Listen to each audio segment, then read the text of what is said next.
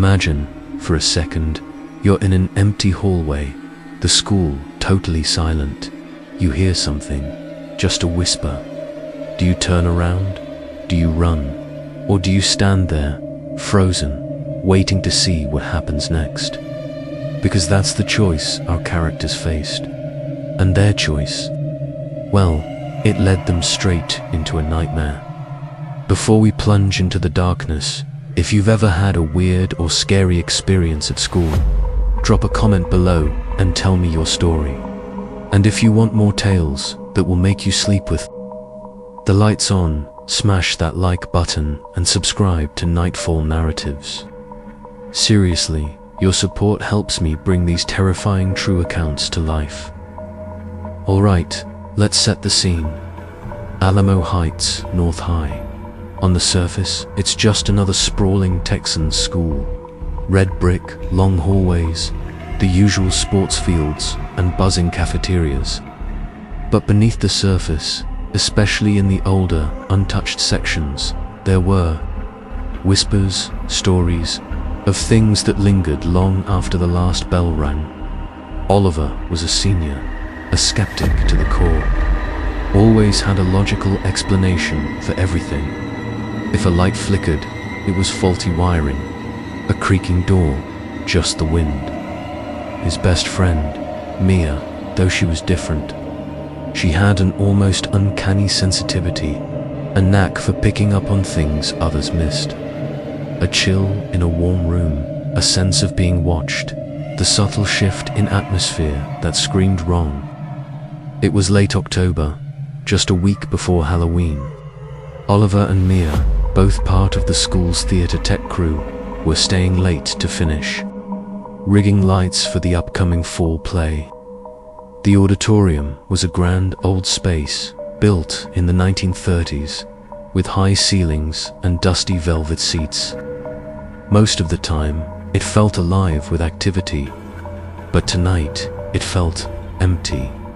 Too empty. Around 8 p.m., the rest of the crew packed up. "You guys sure you don't want to ride?" Their teacher, Mr. Davies, asked, keys jingling. Oliver perched precariously on a ladder adjusting a spotlight, grinned. "Nah, Mr. Davies, we're almost done. Just a few more. We'll call a rideshare." Mia, coiling cables on the stage, looked up. Her eyes, usually bright, seemed a little shadowed. "We'll be careful," Mr. Davies shrugged, probably used to the theater kids' late nights. "All right, just lock up when you're done. Don't forget the main doors." And then he was gone, his footsteps echoing down the long corridor until silence swallowed the school whole. What would you have done? Would you have stayed, or would that silence have been your signal to get out? Think about it. They worked for another hour. The only sounds, the clink of metal, Mia's occasional hum, and the soft whir of the rigging system. Then it started. A low thud from backstage. Oliver stopped, his wrench mid-air. "You hear that?" Mia's hand, which was reaching for a power cable, froze. "Yeah," sounded like something falling. "Probably just the old props shifting," Oliver said, trying to sound confident. But he didn't quite believe it. He knew the prop room was locked and everything was secured. They ignored it until a minute later, a distinct, rhythmic tap started from the wings, stage left. Not like a loose wire or a machine, more like someone slowly, deliberately, rapping their knuckles on wood. Oliver slowly climbed down the ladder. "Okay, that's not props. That's something." Mia's face was pale. "Oliver, maybe we should just go. We can finish tomorrow." "Don't be silly," he said, forcing a laugh. "It's probably just a loose pipe, or a squirrel got in." A squirrel in a locked high school auditorium. Do you buy that explanation? Or does your gut tell you something else is going on? He grabbed a flashlight and headed towards the sound, Mia reluctantly following, clinging to his arm. The tapping grew louder, slower, more intentional as they neared the stage-left entrance. The air grew noticeably colder. You could almost see their breaths fog in the beam of the flashlight. They pushed through the heavy velvet curtain. The backstage area was a labyrinth of stacked flats, costume racks, and forgotten set pieces. The tapping was coming from behind an old, dust-covered proscenium arch. Oliver held up the flashlight, its beam piercing the gloom dot, and then it stopped. Utter silence. The kind of silence that screams. Mia clutched his arm harder. It stopped. Her voice was barely a whisper. "Yeah, see." "Nothing," Oliver said, trying to sound relieved. But his eyes darted around the shadows. Just as he was about to turn away, a sound ripped through the silence, a high-pitched guttural cough, followed by a faint wet gurgle. It sounded inhuman. It sounded like someone choking, but from deep within their lungs. And it was right behind the proscenium arch. Oliver spun around, flashlight beam shaking. Nothing, just an empty, dusty space. Mia gasped, pointing. "Look, on the wall, where the proscenium arch met the brick, was a fresh, dark, wet stain. It looked like a handprint, but it wasn't red like blood. It was a murky, almost translucent black, like tar mixed with something else, and it had too many fingers. 5 claw-like digits, unnaturally long, pressed into the brick." Oliver felt a primal terror grip him. His logical brain short-circuited. This wasn't a squirrel. This wasn't faulty wiring. "We need to go." "Now," he choked out, pulling Mia back towards the stage. They scrambled across the stage, their feet pounding on the old wooden floor, the sound amplified in the vast, empty space. As they reached the auditorium doors, a slow, deliberate creaking sounded from the very back row of seats, as if something heavy, something ancient, was settling into a seat, one by one. They didn't look back. They burst through the double doors, out into the main corridor. The long, silent hallway stretched before them, leading to the main entrance, the exit. Freedom, you're running now. Your heart is pounding. Every shadow seems to reach for you. What's the first thing you think of? Is it getting out? Or is it what you just saw? They sprinted, their breath ragged. The emergency lights cast long, distorted shadows that danced ahead of them. Oliver fumbled for his phone to call an Uber, but his hands were shaking too much. Mia was hyperventilating beside him. As they neared the main lobby, the air grew thick, with a metallic, stagnant smell, like old blood and rust, and then a sound that made their blood run cold. From the history department, which lined the left side of the hallway, came a low, drawn-out groan. Not human. Like something immense, something in pain, or something struggling to move. Suddenly, the lights in the main hall flickered wildly. Flicker, flicker, flash. For a split second, in one of the classrooms they passed, room 107, they saw it. A figure, tall, impossibly thin, silhouetted against the ajar classroom door. It didn't have clear features, just a gaping darkness where a face should be, and it was leaning out of the doorway, watching them. Its head slowly tilted. The smell intensified. Oliver didn't even register the figure until Mia screamed, a raw, piercing sound that ripped through the silence. "Run, Oliver, run!" she shrieked, tugging him. They didn't stop. They didn't look back.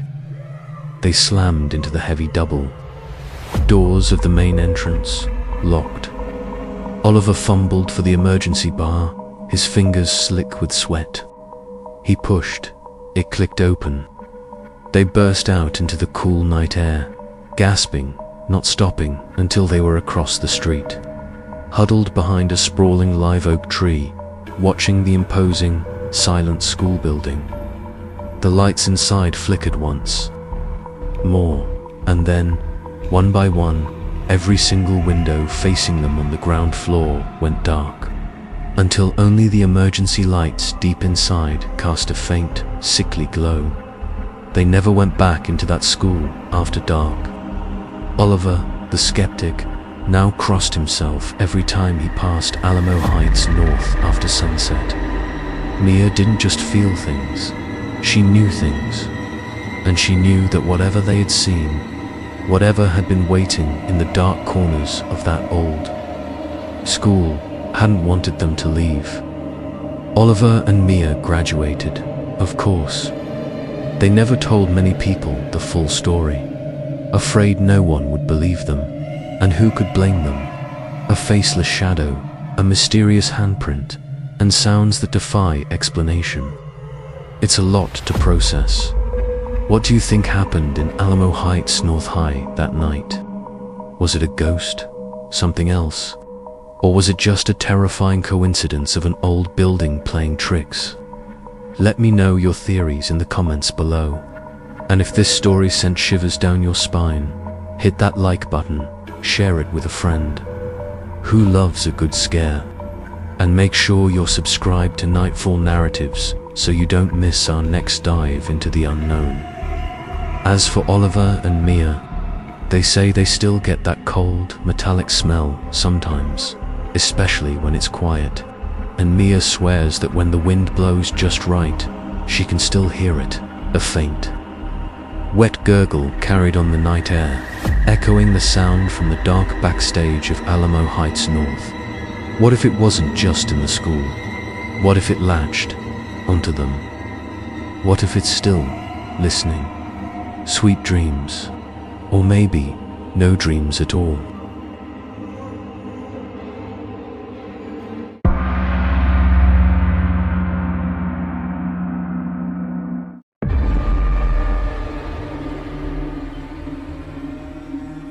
I'm about to tell you, you're not just going to hear it, you're going to feel it.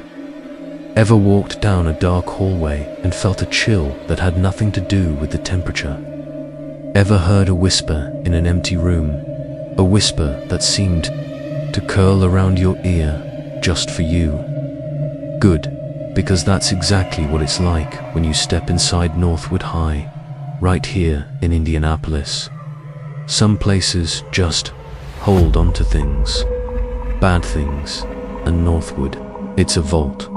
Before we dive deep into the shadows, do me a favor.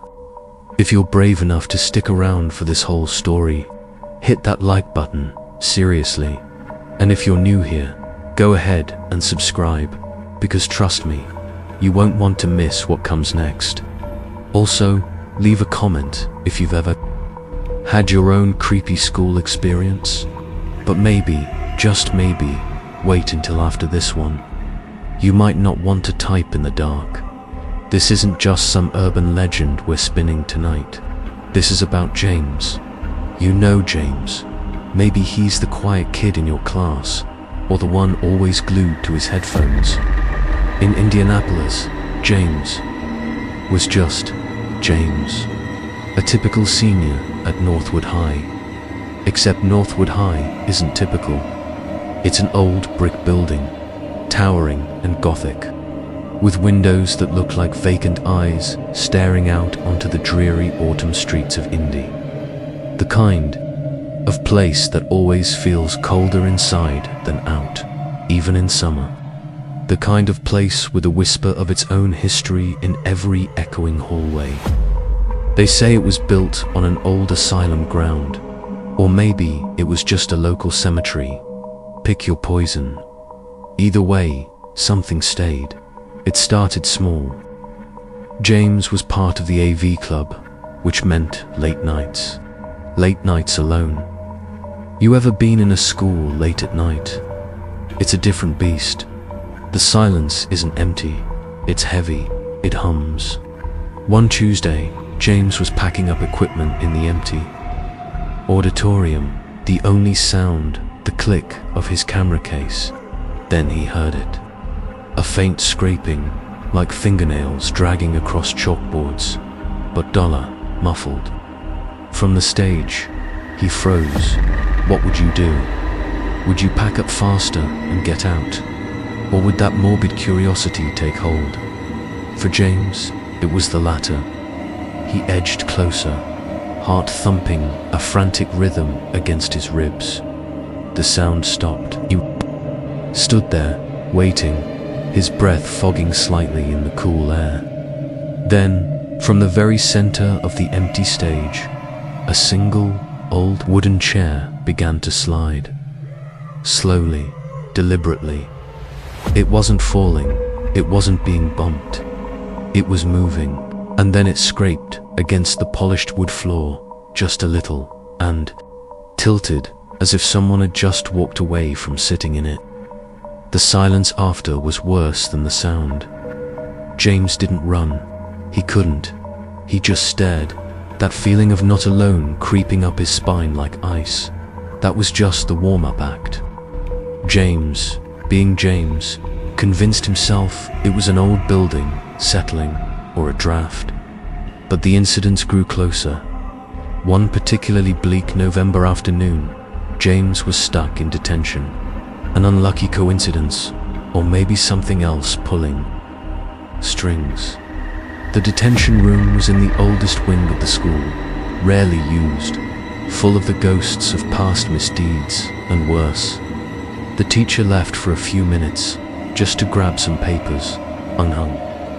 You know that feeling when you just KNOW something bad is about to happen. James felt it. The air grew thick, like breathing water. Then the old, rusted metal lockers lining the hallway outside began to bang. Not one at a time, all of them, in unison. BOOM. Boom, boom. It sounded like a giant, distorted drum solo. James pressed himself against the back of his chair, eyes wide, listening to the cacophony. He could hear faint, distorted whispers weaving through the metallic clamor, too low to make out, but too distinct to ignore. They sounded like children, crying, laughing. No, something far more sinister. And then, from the far end of the hallway, a shadow detached itself from the wall. It wasn't a person. It was too tall, too thin, and moved with a jerky, unnatural rhythm, like a puppet on broken strings. It glided closer, not walking, but floating. You could almost feel the cold radiating from it, even through the wall. James squeezed his eyes. Shut. He counted to 10, 20. When he opened them, the lockers were silent. The shadow was gone. The teacher walked in, a stack of papers in hand, asking, "Everything all right in here, James? You look like you've seen a ghost." But the true horror, that was the night of the winter formal. You know, the big dance. Everyone's dressed up, laughing, music blasting. James wasn't there for the dance. He was on a V duty again, setting up lights in the old gym. The gym at Northwood High was notorious. Whispers about a student who vanished there decades ago. Drowned during a freak flood in the basement changing rooms. Another story about a coach who was found ... different anyway. James was in the equipment room, adjusting a spotlight, when the power flickered. The music downstairs died. The gym plunged into near darkness, lit only by the emergency lights, casting long, shifting shadows. And then he heard it. A faint, gurgling sound, like someone trying to breathe underwater. It was coming from the old, rusted drain in the center of the gym floor, the one everyone ignored. A low, guttural moan rose from it. James's blood ran cold. He knew, instinctively, this was it. This was what had been waiting. The gurgling grew louder, wetter. The fluorescent emergency lights above him began to pop and crackle, one by one, extinguishing themselves, plunging the vast gym into absolute blackness. Only the emergency exit signs glowed in eerie green. He fumbled for his phone, the screen a tiny, pathetic beacon, and then a shadow, impossibly tall and gaunt, detached itself from the wall beside the old, grimy basketball hoops. It moved with a horrifying slowness towards the center of the gym. You could almost feel its gaze, a suffocating weight. James backed away, heart hammering, but his feet felt glued to the floor. The gurgling sound morphed into a wet, rasping whisper echoing off the high ceilings. Help, ... me ... single quotes, and then a hand, long and pale, dripping with what looked like murky water, reached out from the drain. Slowly, agonizingly, a gaunt, skeletal arm emerged, followed by a head. Its hair matted and heavy, its eyes sunken pits, staring directly at James. It was the face of someone who had been trapped, drowning, for decades. Its mouth opened, a wide, black hole, and water, dark and foul, began to pour out, forming a spreading puddle on the gym floor, reflecting the faint green exit signs like dead eyes. The air grew impossibly cold, and the smell of stagnant water and decay filled James's lungs. The creature was pulling itself out, inch by terrifying inch, its joints cracking, its form distorting. James let out a choked cry, dropped his phone, and ran. He didn't look back, didn't stop, didn't even care about the screaming kids downstairs as he burst out of the gym, leaving the drowned horror behind in the darkness. If you made it this far, still watching, still breathing, you're braver than I am. Seriously, hit that like button. Share this with someone who needs a good fright. And if you're feeling really brave, leave a comment telling me what you think that thing was. Because trust me, it wasn't just a ghost. James ran until his lungs burned, until he was outside, gasping in the cold Indianapolis air, the sound of the siren wailing from the school fading behind him. He never told anyone exactly what he saw. Not really. He mumbled something about a power surge, a panic, a hallucination brought on by stress. He knew no one would believe him anyway. He graduated. He left Northwood High behind, or so he thought. He moved out of Indianapolis. But sometimes, late at night, when he's alone in a quiet room, he swears he can still hear it. That faint gurgling, that wet, choked whisper. And you know what the crazy part is? Northwood High is still standing. Kids still go there every day. And sometimes, one of them, a new AV club member maybe, or a student stuck in detention, will report something strange. A chair moving, lockers banging, a sudden, inexplicable chill, or a faint, lingering smell of stagnant water near the old gym drain. Because the thing about Northwood High, and places like it, is that what's dead doesn't always stay buried, and what's drowned, sometimes it just keeps searching for air, and for a hand to pull it up.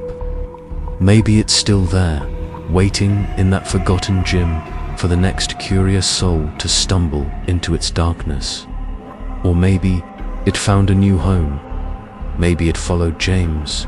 Or maybe it's just closer than you think, right now.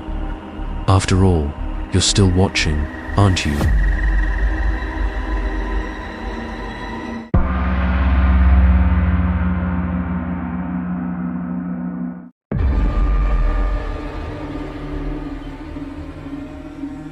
Have you ever felt that icy grip of dread, knowing you're not alone, even when every logical part of your brain screams that you are? If so, then you know exactly the kind of chilling truth William and Sophia stumbled upon. And hey, before we plunge into the darkness of Blackwood High, if you're brave enough to stick around, hit that like button, subscribe if you dare, and drop a comment below sharing your own creepy school stories.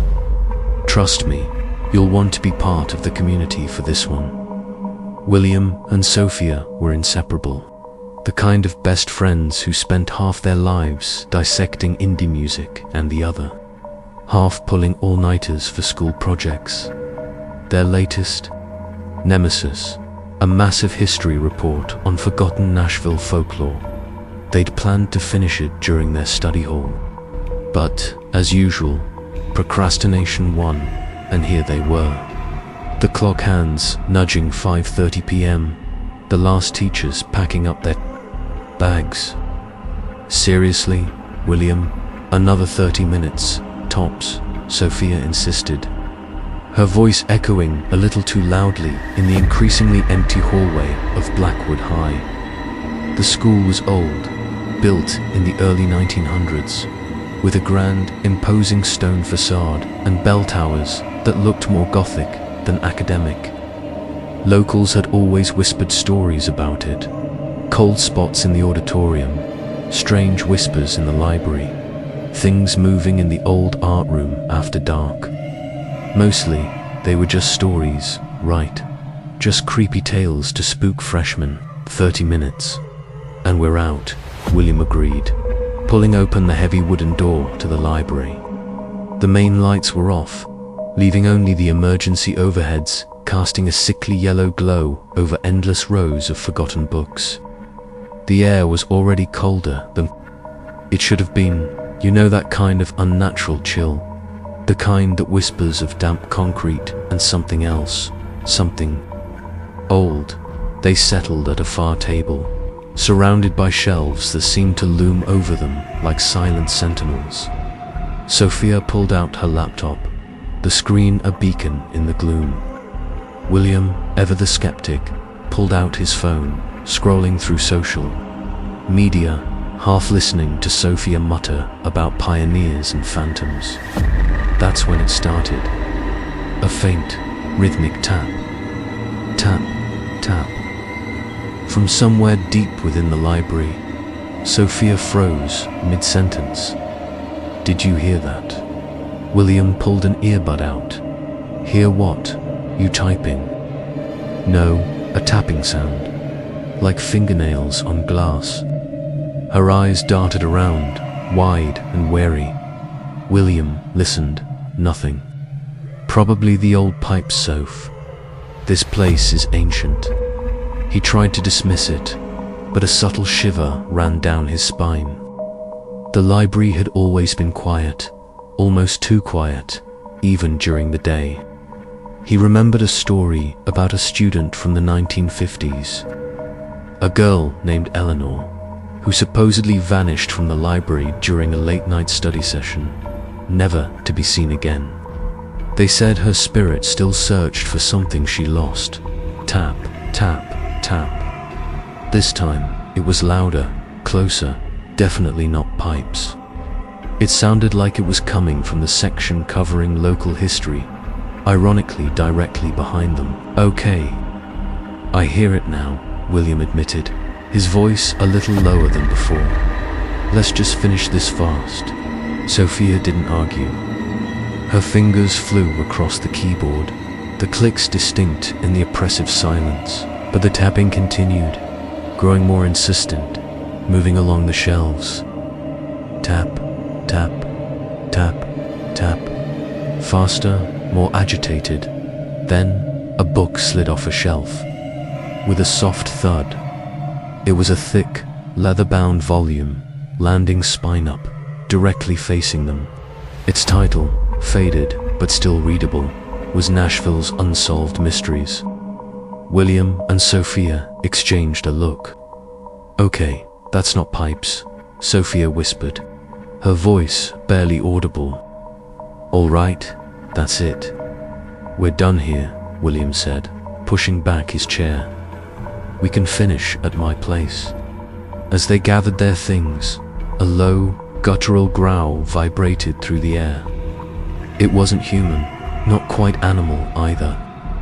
It seemed to come from everywhere and nowhere at once, a sound that made the very air feel heavy and cold. The emergency lights flickered wildly, plunging the library into momentary darkness before sputtering back to life. In that brief moment of darkness, Sophia gasped. "William, did you see that?" "See what?" he stammered, his heart hammering against his ribs. There was someone. In the aisle where the book fell, a dark shape, tall and thin. It just moved.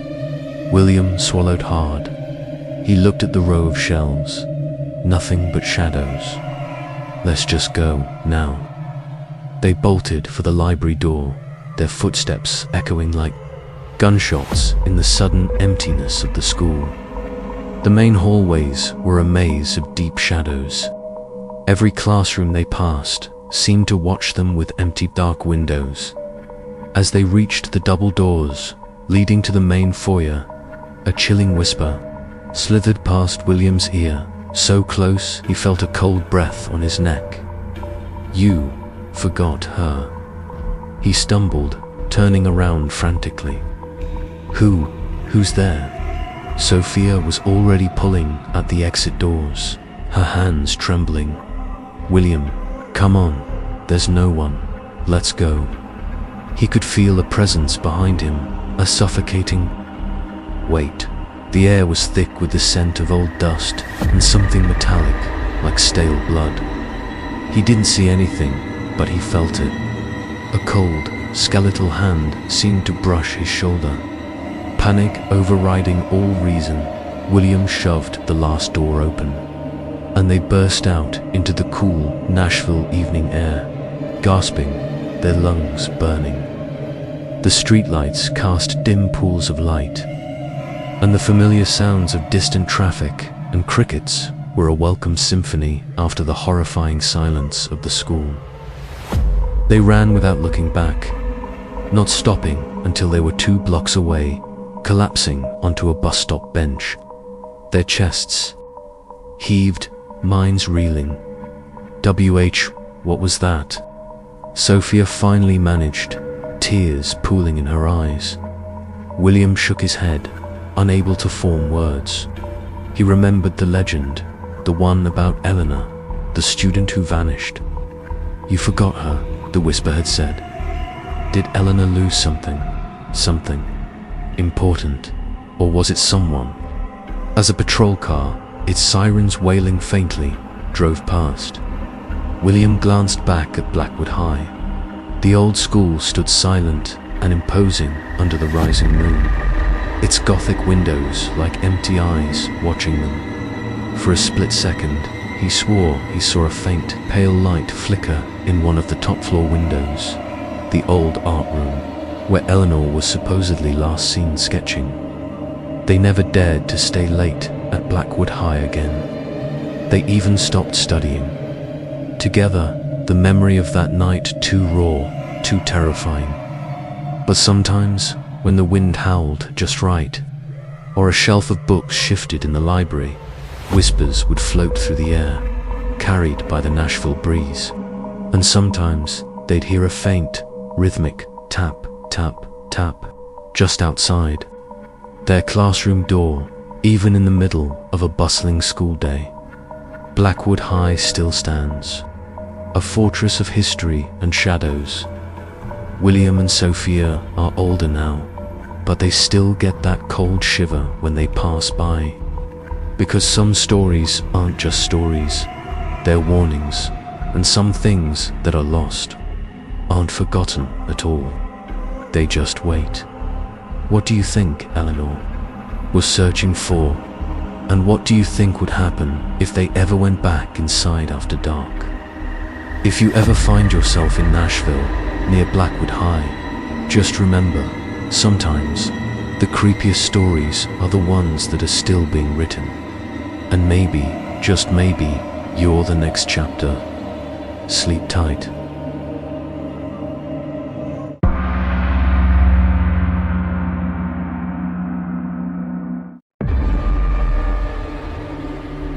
You know that feeling when the last bell rings on a Friday and the building just exhales, like it's been holding its breath all week, stuffed with hundreds of screaming, laughing, restless teenagers. Well, imagine that exhale turns into a cold, silent gasp. That's Northwick after dark, especially the old drama auditorium. It started with a dare, as these things always do. My buddy, Alex, dared the whole group of us to spend an hour, just 1 hour, in the auditorium after hours. Said there were rumors, whispers about a student who disappeared there back in the 70s, still trying to find their way out. Of course, we scoffed ghosts in our school, please, but you had that flicker of something in your eyes, didn't you? That mix of dread and morbid curiosity. So, Friday night, rain was lashing against the windows, typical Columbus autumn chill seeping into everything. Alex, Maya, Liam, and I slipped back into Northwick through a side door we knew. One the maintenance crew always left slightly ajar. The moment that door clicked shut behind us, the air changed. It went from the damp chill of outside to a bone-deep, dead cold inside. The main hallway stretched out like a tunnel, endlessly long and impossibly dark. The emergency lights cast sickly green pools on the polished linoleum, making the lockers look like rows of jagged teeth. Every step echoed, amplified, bouncing off the silent walls. You felt it, didn't you? That prickle on the back of your neck. It wasn't just the cold. It was the vast, empty quiet. It felt wrong. Like the school wasn't empty at all, but just holding its breath right along with us. Okay guys, Alex whispered, his voice too loud in the silence. Auditorium, 30 minutes. Then we bail. We crept past the deserted classrooms, each door a black rectangle hiding who knew what. I swore I heard a faint scratching from Mrs. Davison's history classroom, like fingernails on a chalkboard, but softer, more desperate. Your heart probably hammered, right? Mine sure did. Would you have frozen, peered in, or just pulled your hoodie tighter and pressed on, pretending you didn't hear it? I just kept walking, pulling you along, pretending I hadn't heard anything. The closer we got to the auditorium, the colder it became. Our breath plumed in front of us. Maya shivered, pulling her sweater closer. This isn't funny anymore, she whispered, her voice barely audible. Then it happened. A distant, rhythmic thumping, like something heavy dropping over and over. Thump, thump, thump. It seemed to come from the gym, which was on the opposite side of the school. But who would be in the gym at this hour? And why just one slow, deliberate thud? We all stopped, muscles tensed. The thumping grew louder, closer. It wasn't just dropping anymore. It sounded like something dragging itself across the floor, slow and heavy, coming our way. If you're still with me, if your heart's pounding as much as mine was, hit that like button, subscribe for more chilling stories, and tell me in the comments, what's the creepiest thing that's ever happened in your school? We decided to speed up. Ducking into the auditorium entrance, we slammed the twin doors shut, the sound echoing like a gunshot. The auditorium itself was a vast, cavernous space, even darker than the hallway. The red velvet seats looked like gaping mouths in the gloom. The stage lights were off, leaving the stage a black void. Okay, we're here, Liam gulped, pulling out his phone. The flashlight beam cut a path through the dust motes, dancing in the air, illuminating the rows of empty chairs. 30 minutes. Let's start the timer. Suddenly, a seat in the 5th row, dead center, creaked. A long, drawn-out groan of old springs. Then another, slightly to its left, and another. It wasn't random. It was a slow, deliberate sitting down. Motion, as if an invisible audience was taking their places, one by one. Our flashlights frantically darted across the seats, but there was nothing. Just empty, creaking chairs. A low, guttural whisper slithered out from the stage. Not words, just a breathy, chilling sound, like someone trying to speak through a throat full of dust and despair. "Hello." Maya whimpered, her voice trembling. The whisper intensified, swirling around us, no longer coming from the stage, but from everywhere at once. It was a chorus of faint, mournful sighs, like 100 voices trying to remember something they'd forgotten. Then, a distinct, icy chill swept past us, rustling the hair on the back of my neck. It felt like something brushed against your arm, too, didn't it? A cold, clammy touch that made you want to scream. "We need to go," I whispered, my voice hoarse. Alex, usually the brave one, was pale as a ghost, his phone flashlight shaking violently. Suddenly, the faint whisper coalesced into something clearer, from the very top row, above us. "He's still here." It was a child's voice, thin and reedy. He never left. A shadowy figure detached itself from the gloom at the top of the auditorium. Tall, impossibly thin, it glided down the aisle, not walking, but shimmering, like a heat haze. It moved with this jerky, unnatural motion, closer and closer. It wasn't just a shadow. It was darker than the dark, a patch of pure nothingness against the already black backdrop. We couldn't make out features, but we felt its gaze, a crushing, suffocating weight. Then, from the stage, a single, flickering spotlight suddenly blazed, on illuminating the center. And there, hanging from a thick rope, swaying gently, was an old, tattered drama costume. A black tunic, faded and moth-eaten. But it wasn't just the costume.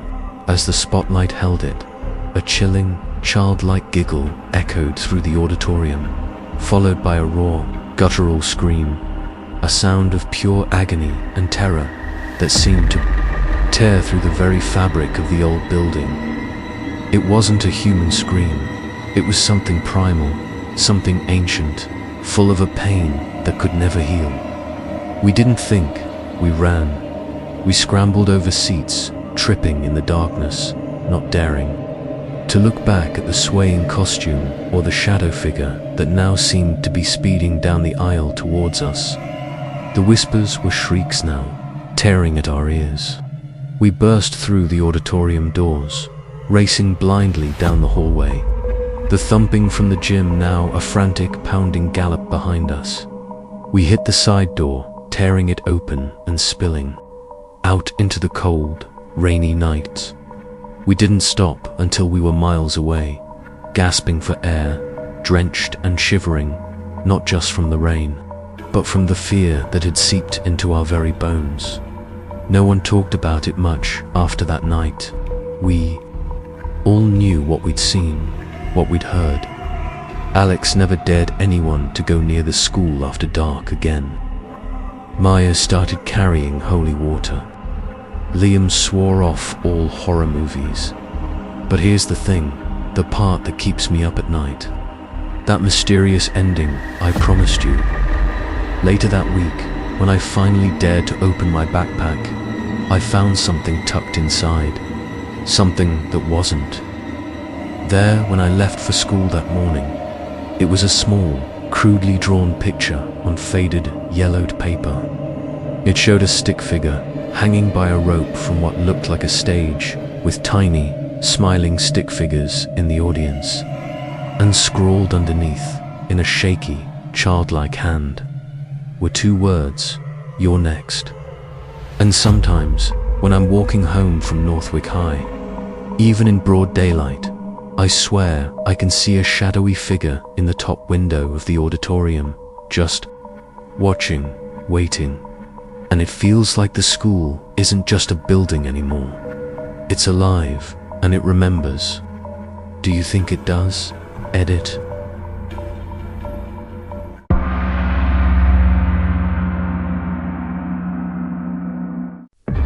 I need you to do something for me.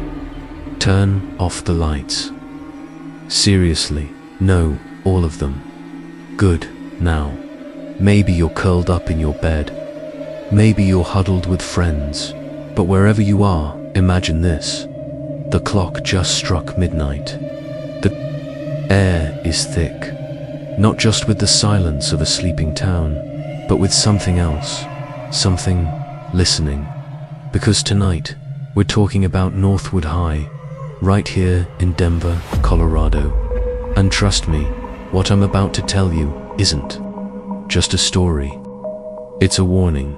If you've ever felt that chilling prickle on the back of your neck when you're walking through an empty hall, that sudden drop in temperature where there shouldn't be one, or the distinct feeling of eyes on you when you're absolutely alone, then you already know the kind of dread I'm talking about.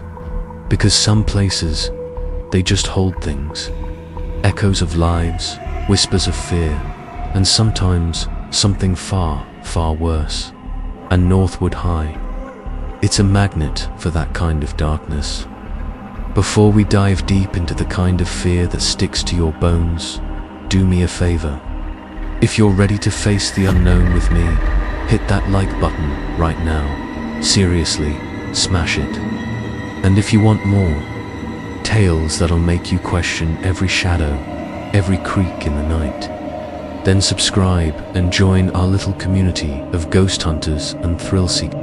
And hey, after you hear this, I need you to tell me in the comments, what's the scariest thing you've ever experienced in a school? Because you just might not be alone. This story began, as many foolish stories do, with a dare. Lucas, always, the instigator, and Chloe, his partner in all things dubious and thrilling. They were, like many of you, obsessed with urban legends, especially the local ones. Northwood High had been abandoned since the late 90s, after a string of incidents. Unexplained disappearances of students, teachers resigning without a word, strange lights reported by neighbors long after the last class bell. The official line was asbestos, but everyone in Denver knew calling it that was just a convenient lie. "We have to go," Lucas had said, his eyes glinting with a mix of excitement and genuine apprehension.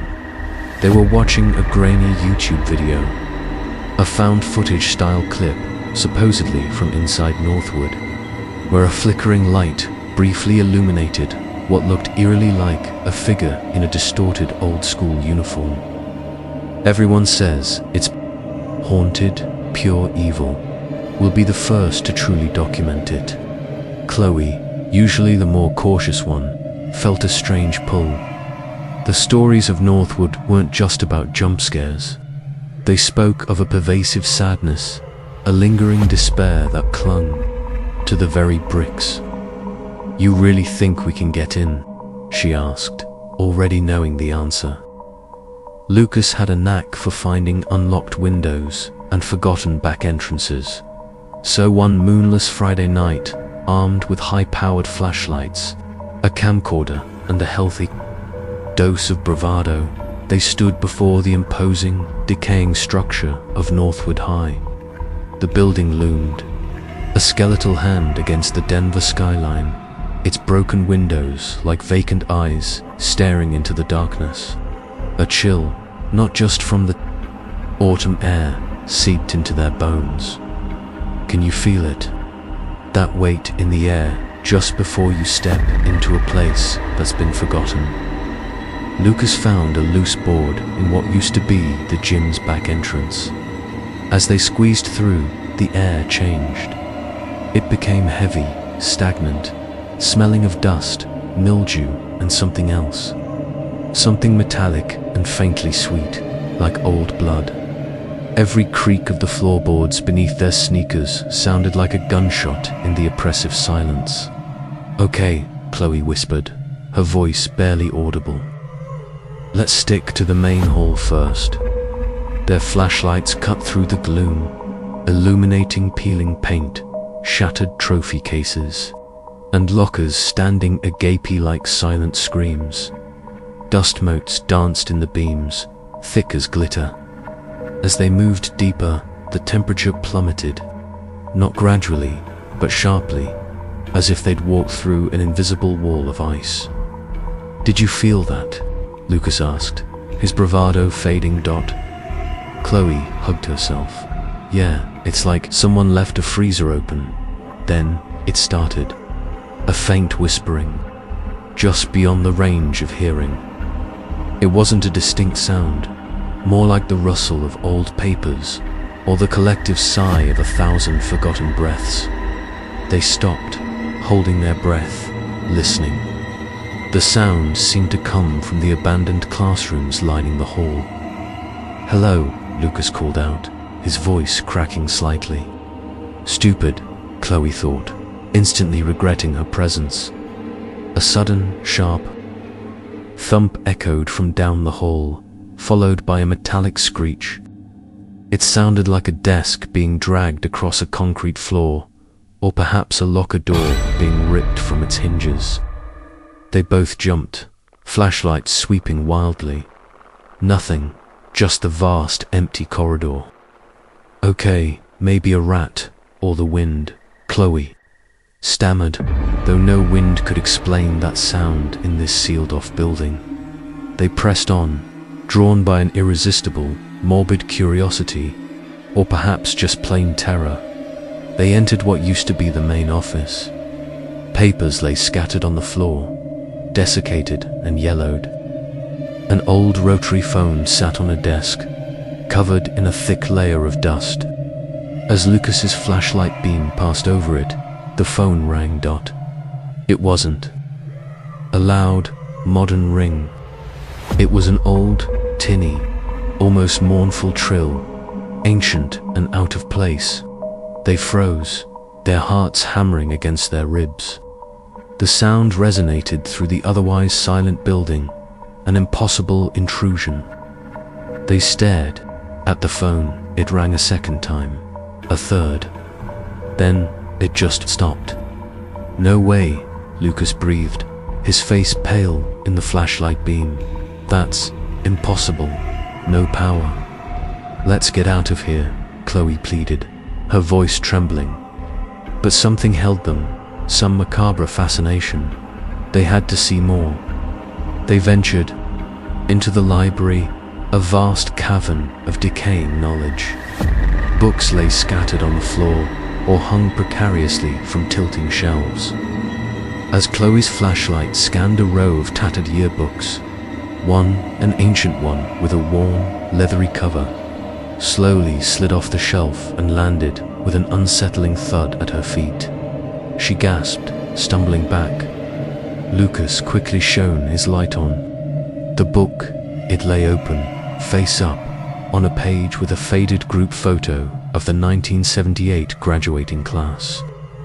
A young girl's face, pale and serious, seemed to stare directly up at them. Her eyes, even in the blurry photo, held a profound sadness. Chloe felt a shiver run down her spine that had nothing to do with the cold. "Let's go to the auditorium," Lucas said, surprisingly, his voice now firm, as if challenging the unseen. "They say that's where the incidents peaked." They navigated the labyrinthine halls, the feeling of being watched growing stronger with every step. Whispers seemed to coil around them, just at the edge of hearing, like 1,000 invisible mouths breathing secrets into their ears. The further they went, the heavier the air felt, pressing down, making it hard to breathe. The auditorium was immense, a gaping maw of darkness. The stage was bare, the velvet seats torn and covered in dust. A single spotlight impossibly flickered on at the very center of the stage, casting a stark, unsettling glow. It wasn't a projector, just a single, focused beam of light from the ceiling where no light should have been. And then they saw it, or rather, felt it. A presence, standing in the center of that solitary beam of light, where the stage curved into the wings, was a shadow. Not just an absence of light, but a deeper, pulsating void, vaguely human in shape. It was taller than a person, slender, and seemed to absorb all sound, all light around it. The whispers intensified, now seeming to come from inside their heads. Low, guttural moan filled the vast space, reverberating, not from the shadow, but from everywhere at once. It was a sound of immense pain, of unimaginable despair. The air grew impossibly cold, and suddenly they were overwhelmed by a crushing wave of emotions: grief, terror, a profound sense of abandonment. It felt like every single person who had ever suffered within these walls was crying out through that single, monstrous sound. Chloe screamed, a raw, primal sound that was instantly swallowed by the overwhelming despair. Lucas, for the first time in his life, looked utterly, completely helpless, his face sheet white. He grabbed Chloe's arm, flashlight beam shaking violently, and they bolted. They ran blindly through the halls, past the library, past the office, the impossibly ringing phone. The whispers were now a frantic, incoherent chorus, chasing them, nipping at their heels. They heard heavy, dragging footsteps right behind them, echoing their own terrified sprints. The air grew thick, pressing in on them, trying to hold them back. Finally, they burst out of the broken board in the gym, gasping for air, collapsing onto the overgrown grass outside. The Denver city lights twinkled in the distance, a comforting, if still too far, reminder of normalcy. They lay there for a long time, trying to regulate their breathing, the terrifying whispers still ringing in their ears. When they finally staggered to Lucas's car, the silence inside was a welcome relief. But it felt wrong, empty. The high school still loomed behind them, a dark, silent sentinel. As Lucas fumbled for his keys, Chloe looked down. Clutched tightly in her hand, she realized, was the old yearbook from the library, the one with the sad-eyed girl. She must have picked it up in her panic. As she stared at it, the girl's eyes, in the faded photos, seemed to gleam in the faint streetlight. She tried to open it, to put it back in the bag, but it wouldn't budge. It was glued shut, and then she noticed it. Etched into the worn cover of the yearbook, barely visible, was a single, chilling word, scrawled as if by a child's shaky hand: "Welcome home."